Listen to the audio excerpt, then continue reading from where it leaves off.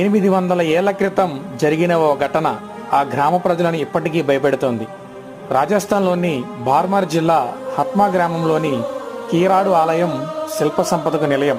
అయితే వీరి భయానికి ఆలయానికి పెద్ద చరిత్రే ఉంది.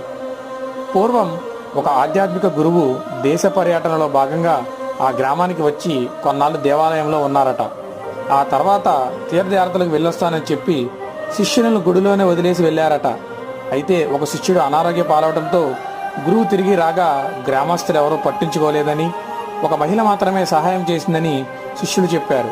గురువు ఆగ్రహంతో సాయంత్రం తర్వాత గ్రామంలో ప్రజలందరూ రాళ్ళుగా మారతారని శపించి వెనక్కి తిరగకుండా ఈ గ్రామం వదిలి వెళ్ళిపో అని చెప్పి ఆ మహిళకు చెప్పారట.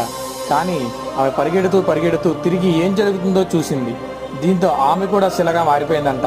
అయితే మనం ఇప్పటికీ ఈ గ్రామ చివరలో ఆ మహిళ యొక్క విగ్రహాన్ని చూడవచ్చు.